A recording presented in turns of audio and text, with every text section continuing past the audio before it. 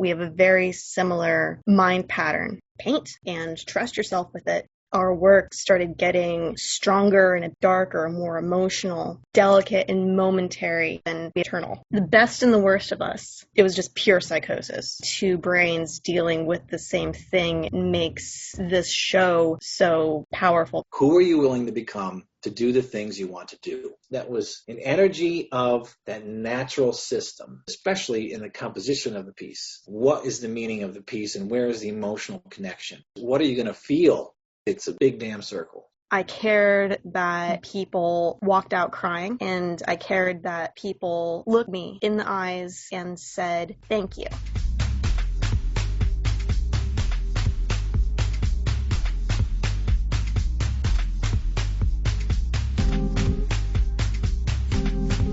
Welcome to Angel City Culture Quest, where art, social justice, and the environment meet in Los Angeles.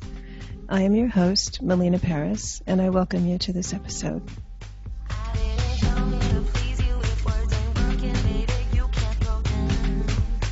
Hello, culture lovers. This is your host, Melina Paris.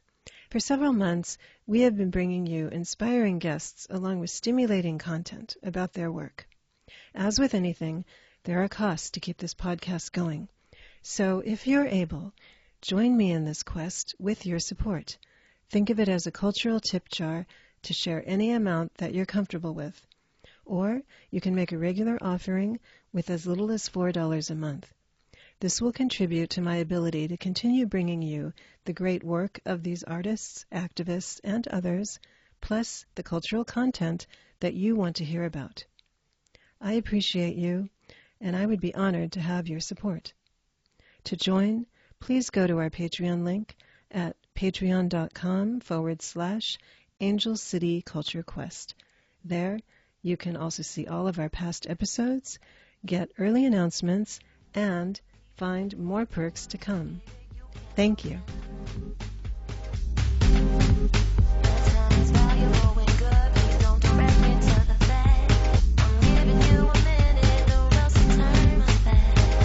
Hello, everybody, and welcome to Angel City Culture Quest. Today we are talking to artists Yana Openkariou, who you may remember from our February episode, and Daniel Katholinas. They join us today to discuss their upcoming exhibition, Dark Totem, which will show at Halata Gallery in Long Beach in May. Yana is an award-winning artist with paintings recognized across the Southwest and paintings that have found their home around the globe. She creates surreal and fantastical images of human bodies, objects, and animals. As a painter, she strives to exemplify what it means to become vulnerable and romanticize it.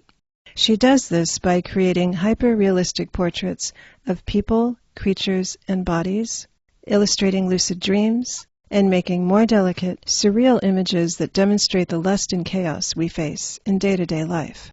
In February, Yana won Best of Show and Most Meaningful Artwork for her painting, Fuck Vegas, in the Sensuality in Art 2022 show at Halata Gallery.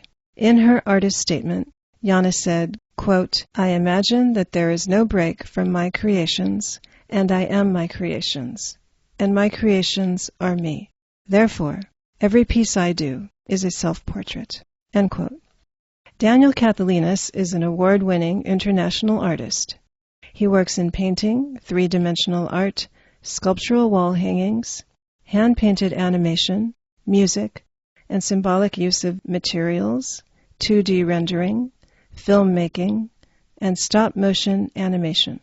In December 2021, his film, Flowering, won second place at the Santa Fe 3-Minute Film Festival. Daniel's method begins in a silent mind meditation. Then he allows the first higher thought that enters his mind to forge the direction of the artwork. Currently, Daniel is traveling across the country and filming short videos called The Roaming Artist American Odyssey, where he discusses his inspirational process, the beauty of national landmarks, local culture, and live painting. The first totem took place in Albuquerque at Factory on 5th in September 2019, and it was such a success that they decided to bring it to Halata in Long Beach in May. Dark Totem is about power imagery, such as animals, elements, or representative of humans' higher aspect, or walking into a new realm. Hi, Yana and Daniel. Hi. How are you both? Very good. Oh, super groovy. Great, great. Yay, thank you for having us. This is so much fun. Yes, I'm glad you're back, and I'm very happy to have you here, Daniel. How did you both meet? Well, we met because we were both waiting tables at the same restaurant in Albuquerque. It's called Cosmos Restaurant, and it was right next to the factory on 5th. And naturally, Daniel and I became friends because we were talking about art all the time. And Daniel, I don't know if it was his idea or my idea that we should do a show together. And I think we gave ourselves a ridiculous deadline, like, oh, let's do this show in 2 months because we both need to start making art again and not losing ourselves to day jobs. That's how Totem originated.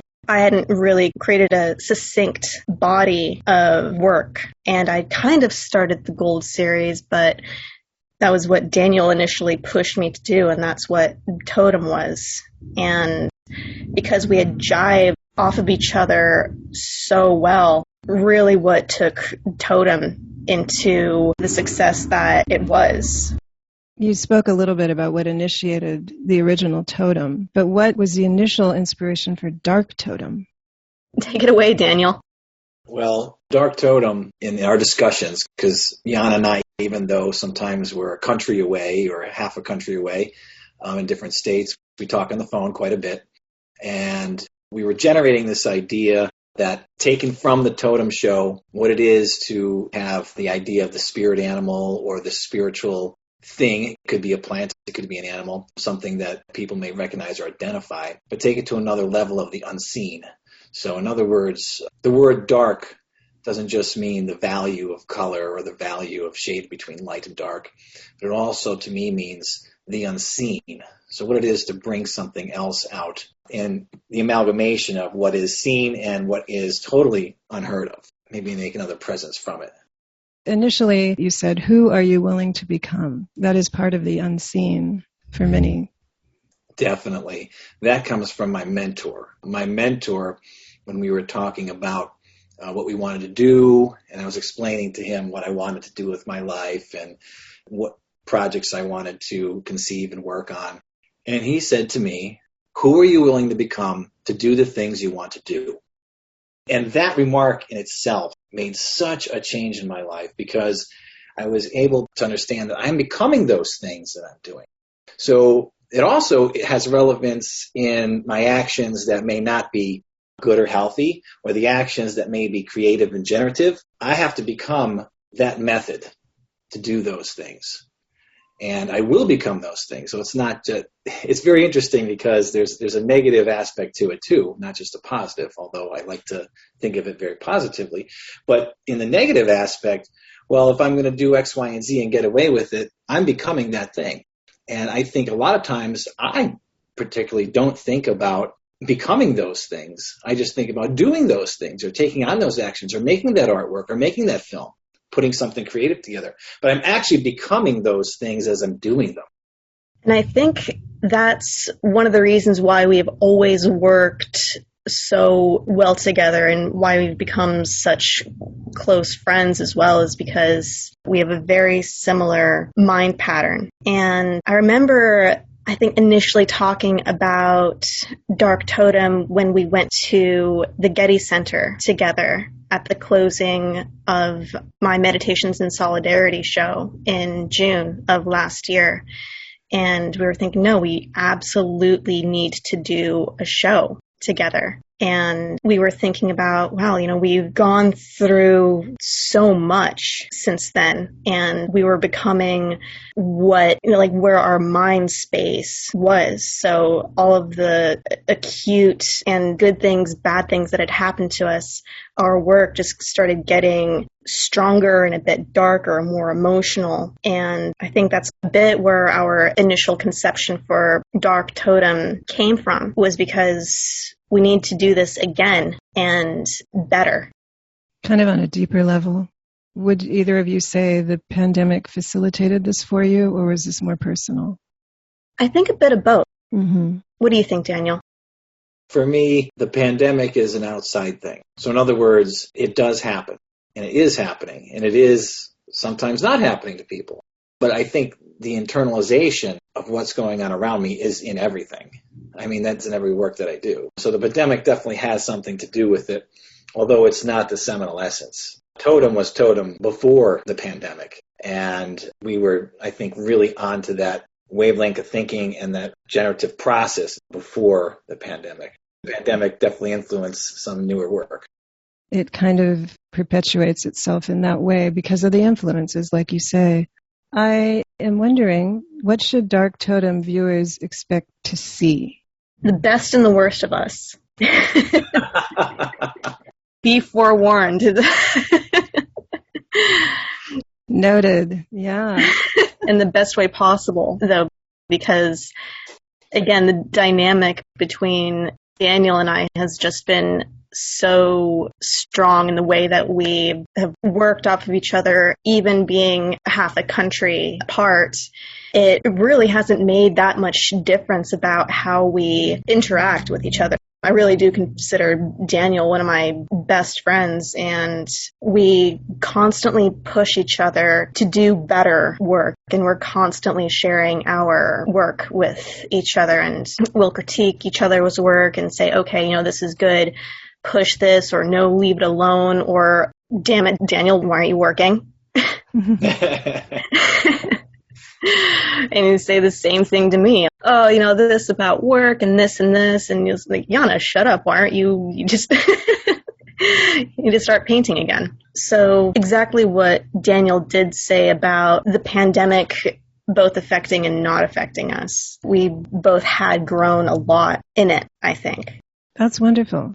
I was just thinking, when you asked that question about what would be seen there at Totem, I take it as, of course you're going to see paintings. Yeah, there's going to be film. There's going to be some sculptural wall hangings. But more importantly is, what are you going to feel? And that is what evokes the most responsible thing in a person, I believe, or in an artist, or in a creator of any sort, whether you're making television or building buildings. I think, what are you going to feel when you walk into that space? What is it that you're going to feel when you're watching that thing or looking at that painting? And we are hoping, in my opinion, to really get you to feel something deeper, something seminal to your being, not just like, oh, that's a pretty painting and that's cute color. Exactly. We hope to open up something else inside you, and on a very emotional feeling level. You had said Dark Totem brings out dark themes. It's not as lighthearted. It's emotional, with undertones of the original Totem, including images of humans, animals, and delicate things. And there will be some of the original artwork from the first Totem as well. Can you both highlight one of your pieces that is particularly special or important in this exhibit? For me, it would be Totem, Who Are You Willing to Become? That was really the generative piece for the first Totem exhibition. To me, it's very special because it was at the beginning of that stage in our creative lives. And I was really playing with what other artists call mixed media, right? This mixed media stuff. But to me, mixed media doesn't float. That idea of, here, I'm going to throw something on a wall, and I'm not going to tell you really what it is or why I used it, or anything. It's just there. It could be, who knows, it's covered with paint, it's something. But to me, a symbolic use of materials is really what I was working with when I was working on Totem. And a couple other pieces at that time. It really got me thinking that this is special, to coordinate something that means something on the feeling emotional level, the materials involved, and not just the visual. So when I'm breaking glass, breaking holiday bulbs, those Christmas bulbs that are broken, they're in Totem. They're stuck into that piece, and you can see them very visually. And it's there for a reason. It's not just that it's pretty or cute. It's there because this is representing a lot of the Native American tribes in this area. Matter of fact, the bark that's in the middle of the piece is from the Apache Reservation. So those things mean something. It's not to be taken lightly, and it's not just thrown up on their canvas or board. And to me, that is the piece that I really go to start this exhibition. And Daniel, I remember you talking about that piece with me, and we were texting so much back and forth, and you were working into crazy hours in the morning and sending me pictures, and you're saying, ha, ha, ha, I got so much blood on this painting. I wonder if people will notice. And I was thinking, you know what? Maybe yes, maybe no, but that's what's going to make this piece even more ridiculously powerful, because it is a really big, really heavy painting, not just like emotionally, but I mean, it's actually really stinking heavy. I fell off the wall. It actually fell off the wall at our first Totem show. Oh no. I think, what was it, like the moth fell off or something, and you were able to glue it back on, but we were laughing about it, and we were saying, oh, no, that's exactly what it is. It's so heavy that it literally fell off the wall. So what piece for you, Jana? I think Soul Alchemy. It's the first in the Aberration series. Initially, what I was hoping to create was a water splash, and I didn't know what I wanted to be in the water, or even if there was anything supposed to be in the water, just that it was supposed to be a bit dark and mysterious, and to touch upon the idea of how deep does the water go. I have recurring nightmares of drowning and realizing that I'm so deep underwater that a flight to the surface is just impossible, and many times it will end with me trying to get to the surface and hoping the water isn't that deep as I think it is, and I'm failing. But once in a while, and I suppose more recently, the dream has actually evolved and turned into something more hopeful, where I've learned that I can breathe underwater. So the dream is no longer actually a nightmare, and I suppose Soul Alchemy became what it was just as I had realized that in my dreams I can in fact breathe underwater. And my creation of Soul Alchemy happened in all under 4 hours, I think. It's a massive blur. When I post my work to social media, many times I'll accompany the posts with music. And with this one I played Reborn by Colin Stetson. It's the theme that plays at the end of Hereditary, a horror movie. It's in 2018. But I used it because it was an accompaniment in a recent documentary that I watched about Anthony Bourdain, and he was talking about death. If this painting were to have a soundtrack, that would be it. And it's the first time in a very long time that I've painted without reference. It was just pure psychosis.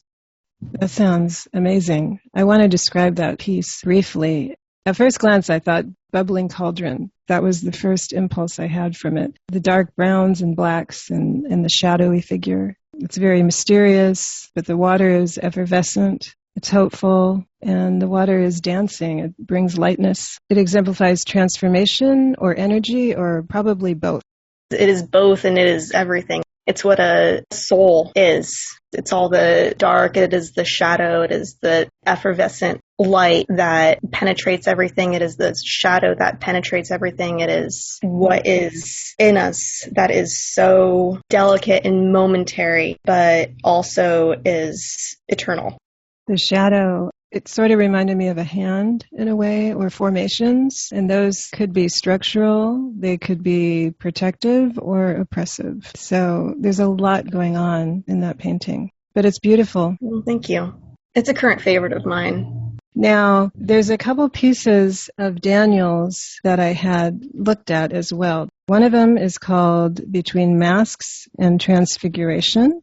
The other one was A Good Hard Rain. Both of them are very powerful pieces. Between Masks and Transfiguration, there's many animals in it, particularly wolves and birds.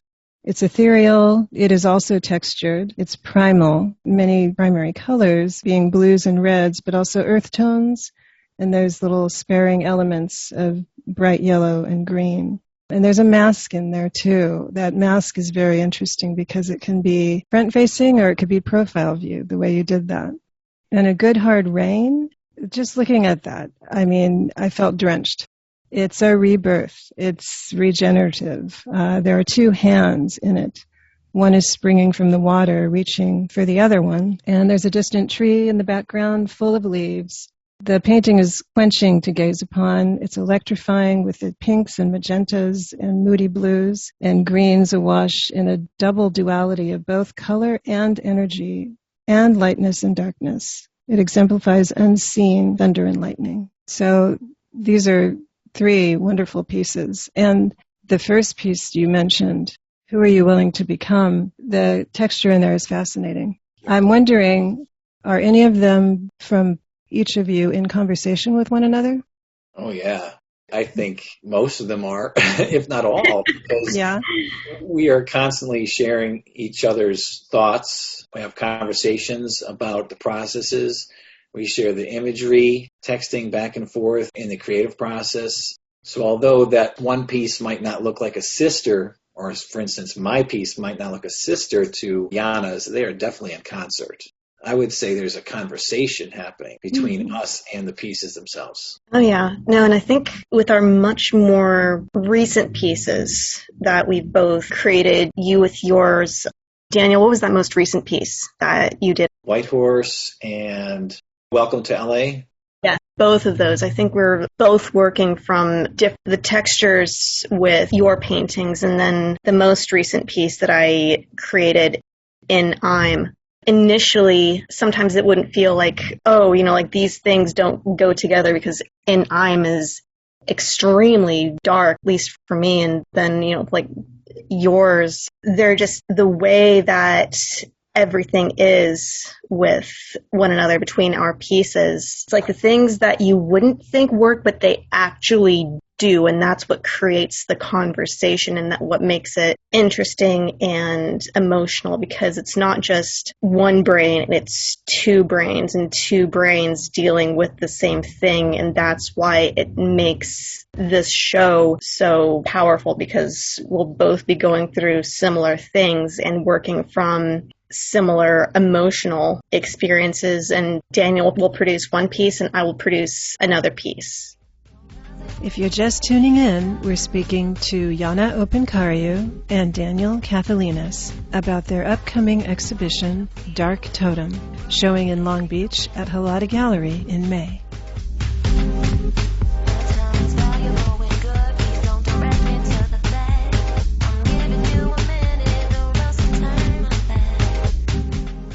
Daniel, you shared some information about inscriptions versus descriptions. Can you riff on that a little bit for us? Yes. I was at National Gallery of Art in Washington, D.C., and reading the descriptions of the pieces, right? Walking around and seeing these paintings or these sculptures and reading what it has to say. And even in MoMA in New York, I get a chance to look at those artworks and read the descriptions. And of course, some descriptions are minimalist. Some descriptions have elongated, this is the time of this artist's life that he was divorced and his son died, or it would go into the exact nature of the timeline that the artist was. And sometimes the description would just describe the whole piece. This is a nude female out by a lake. Yeah, that's the obvious. So descriptions for me, I don't like them. And I'll tell you why I don't like them is because if I have to describe everything to you, what is the meaning of the piece and where is the emotional connection? But an inscription, on the other hand, to me is much more powerful. So I started this idea of, instead of writing a description of the piece in my art shows, I would write an inscription. Just like a person that would like to buy a wedding band for their new wife, and they buy the wedding band. It's a secret gift. Maybe they don't even know they're going to be proposed to yet. And they asked the jeweler to write on the inside of the wedding band a very sacred or personal inscription. And the inscription could be something like, "The spring rose is always with your scent." Something like that. Not, "This is the symbolism of our wedding. This is the symbolism of our love."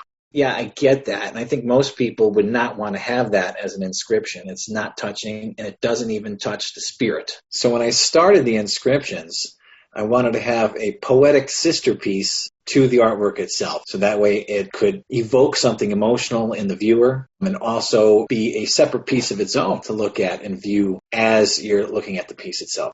And In Totem, Who Are You Willing to Become? You shared a passage from the book, The Bear, History of a Fallen King. Can you tell us a little bit about that? Yes, fascinating book. I was reading it and looking at particularly the ancient sculpture of the bear that is found throughout the world. And in cave systems, they believe they have found sculptures of bear or bear skulls around in caves of early man. And what intrigued me about it was this cultural idea that the bear was strength. And not just in one place, but in many places around the world. And the systematic killing of the bear as the Christian society started taking place. So today you'll see the bear as a symbol of Russia. It's still in their consciousness somewhere, even though they may not see it all the time or be aware of it. But that bear is a pre-existing Christian symbol. It's a totem. And when I was reading this book, it really enlightened me to see that there was these pagans, they call them pagan societies, right? They were just societies. And they were societies that revered something and wanted to inhibit the strength of that animal or the strength of that totem. And that really impressed me. And not just in the fact that this is a pre-existing or prehistoric idea, but I do have a lineage from Lithuania and Poland, but part of it, my father's side is Lithuanian. That's really the last pagan country to turn to Christianity in our modern era. So it's fascinating to me to read about the bear symbol. That is fascinating. I did not know that about the last country to turn to Christianity. But pagan and the bear symbol is even more interesting. Jana, you have another piece in I'm. Can you tell us a little bit about that? Yeah, in I'm and what I am. It was really interesting. Initially, you kind of described him as a photograph, and maybe he or she is a photograph of me, but maybe it's a photograph of all of us. Recently, I've been reading and listening to a lot of Neil Gaiman novels, and more recently, I've been listening to Clive Barker, and I started Magica by Clive Barker, Daniel. Yeah. It's so good.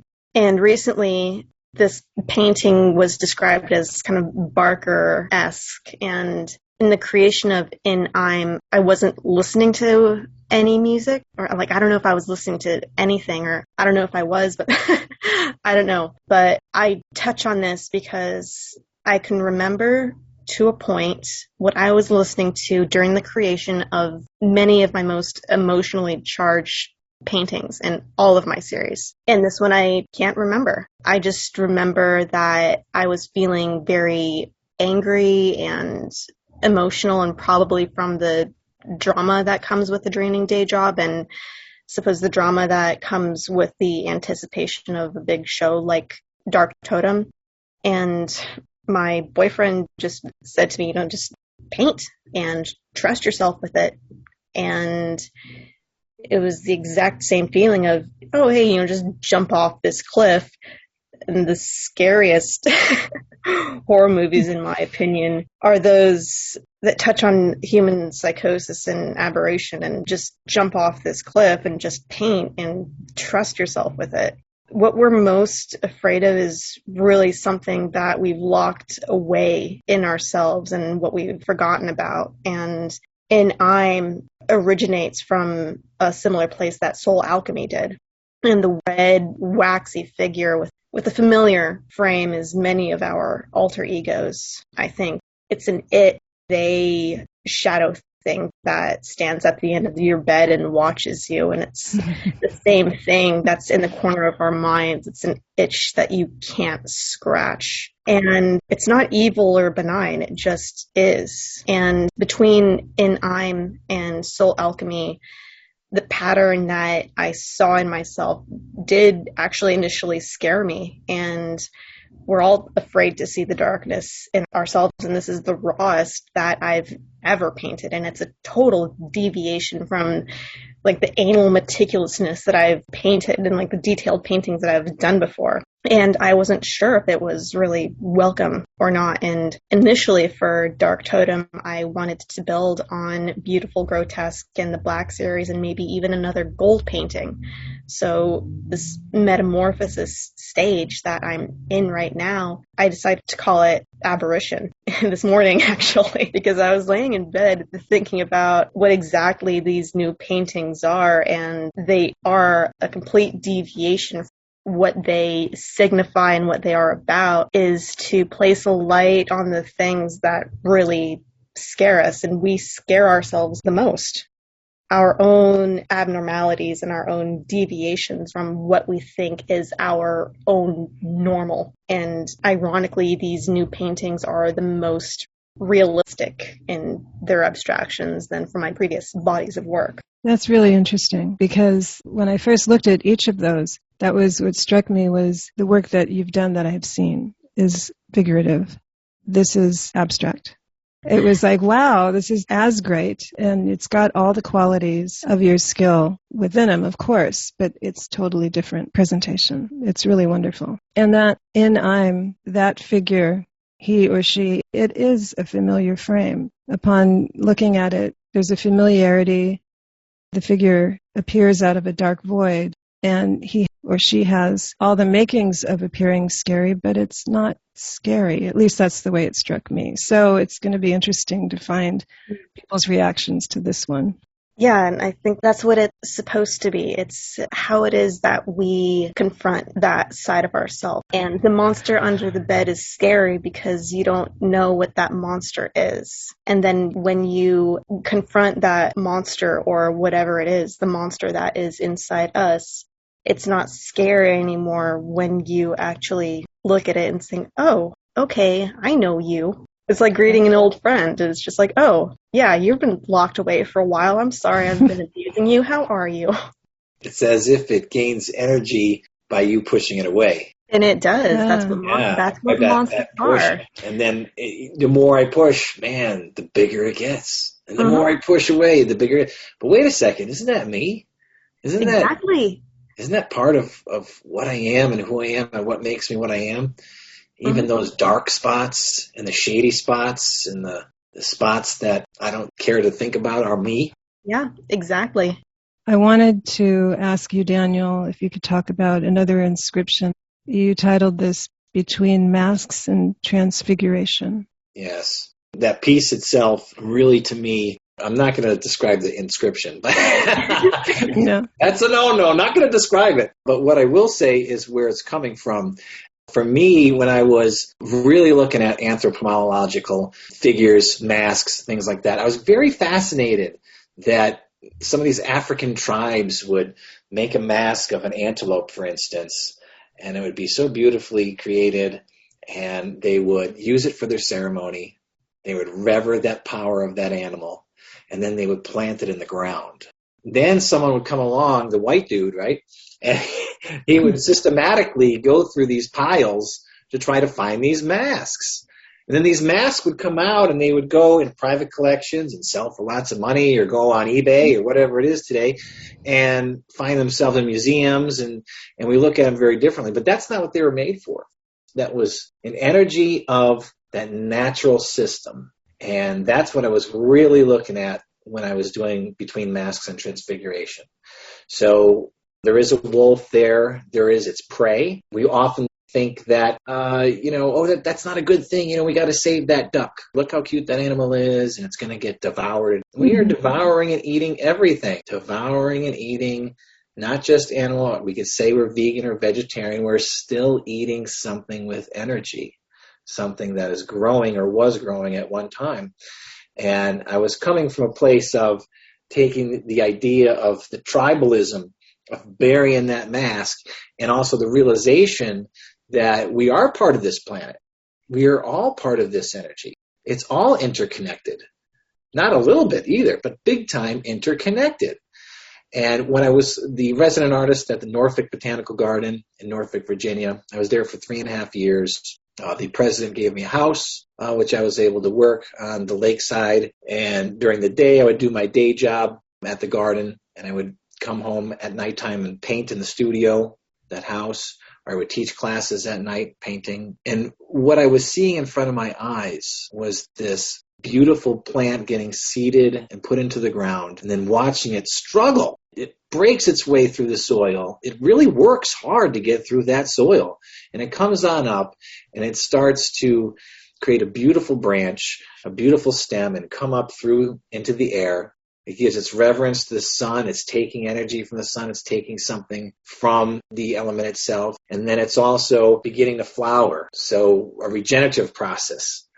And then it's spreading its seed around. And then it's withering and dying and going away and allowing the other plants to grow. And I get to see that cycle. And when I was there at the Norfolk Botanical Garden, I was taking that intrinsic cycle and that energy in and processing it through these paintings, and especially between Mass and Transfiguration.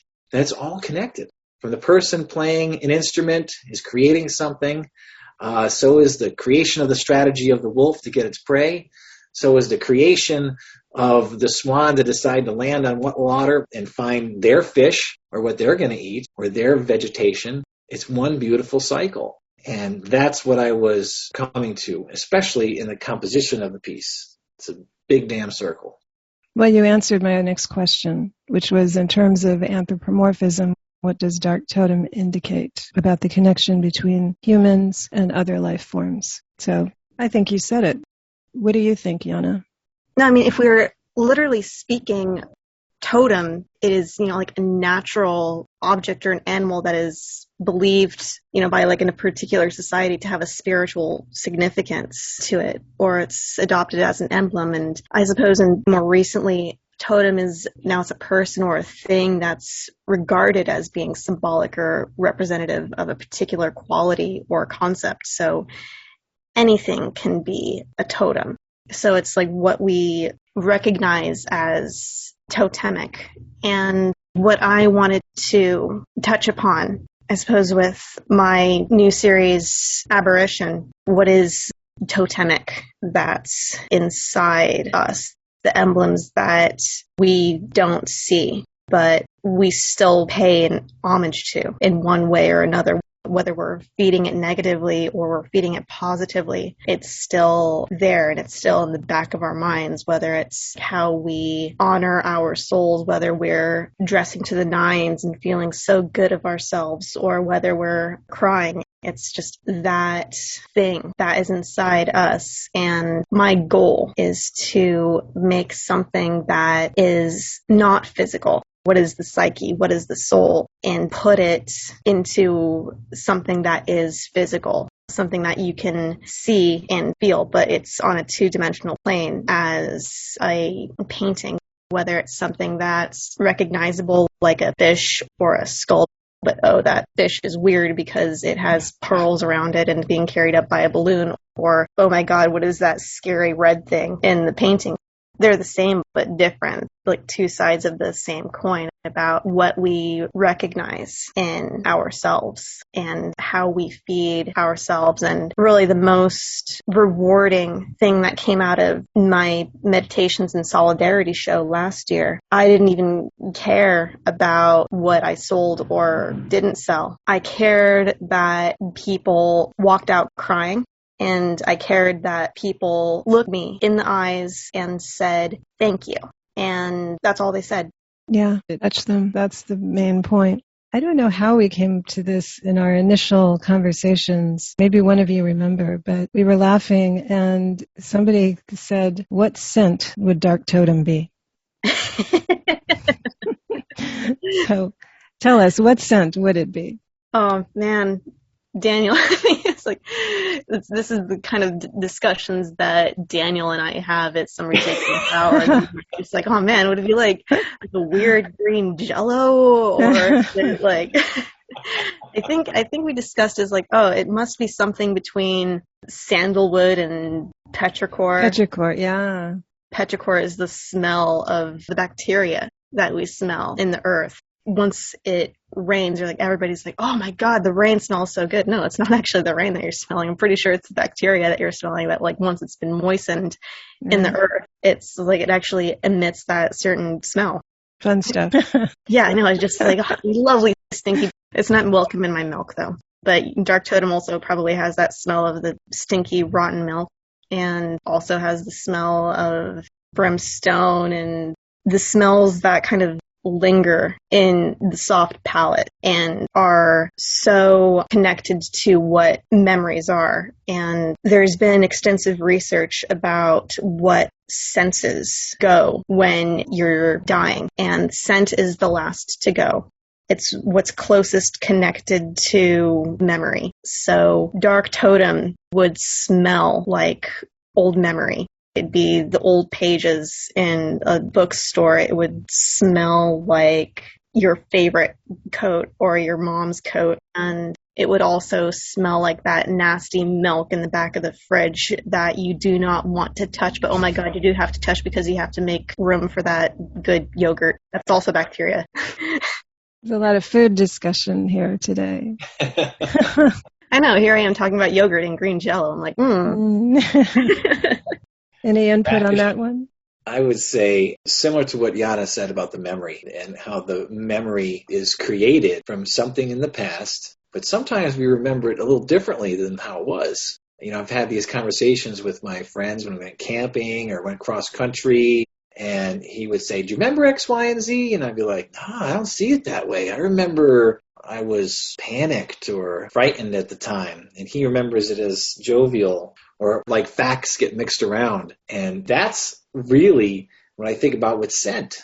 You know, like the burning campfire. All right, so what is that? Did we have a good time? Was it out in the dark? Was it cold that night? You know, that smell of dew in the morning. The brackish water. I was out kayaking, and sometimes my kayak adventures were fantastic. Had a great time. And sometimes that brackish water could remind me of things that happened that I got lost. You know, I got lost out there kayaking around. And I was like, how do I get back to the truck? And I'm in the right place. The trees look all the same. The sun is going down. Oh my gosh, that moment of panic. So I believe that for me, that those scents, they do connect to the memory and how I construct my memory and how I prefer to look back on the event. So I would definitely say there's an earth tone in there. There's the soil around the fungi. I would think sometimes that some people would say, well, that's disgusting or gross. For me, I'd be like, that's great. You know, I remember the time that I was out there walking in the woods and I had this great experience. You know, I saw an elk. The elk was out in the distance, and so beautiful it was, and I smelled that smell. So I think it's earthen somehow. Yeah. Bay leaves and brackish water. Nice. Some weird like country band name in there, bay leaves and brackish water. Sandalwood and petrichor. So, in Dark Totem, Yana's pieces will include the strongest pieces from her Beautiful Grotesque series, Gold series, and Black series. Dark Totem will be an introduction to her new series, Aberration. Daniel is including a video screen for some of his short films, one of which is brand new, Undula. Dark Totem will have about 20 to 25 pieces each from Yana and Daniel throughout the entire gallery. That's going to be a sight to see. So impressive, just filling up Halata Gallery. Can you each tell us where people can find you? Yana, go ahead. They can find me on my social media. Facebook is Yana Openkaryu. Instagram is Yana Openkaryu Art. My website is yanaopenkaryuart.com. But you know, just type my name into Google and you'll find me. And Daniel? I use my name for just about everything. So it's danielkathleen.com. On Facebook, it's Daniel Kathleen is my personal profile. Business profile, Daniel Kathleen Creations. You could also find my YouTube channel, which is just, guess what it is? Daniel Kathleen. And check that YouTube channel out. It's fun. There's a lot of vibrance and activity in there. So I want to encourage people to check that out. I will share some of these images we talked about today, but we are going to have more information about these pieces we discussed in our show notes. And once again, Dark Totem will be opening at Halata Gallery in Long Beach on May 7th. Thank you, Yana and Daniel. This has been great. Yay! Thank you very much. Thank you so much for having us. It's always a pleasure and so good being here with you both. Yeah, again, Daniel's one of my best friends, and I'm so excited and happy to bring him over to Long Beach and introduce him to you. And it'll be really excellent. And again, I'm ridiculously excited for this. Go see Dark Totem. Dark Totem. Thank you, guys. Thank you for having me.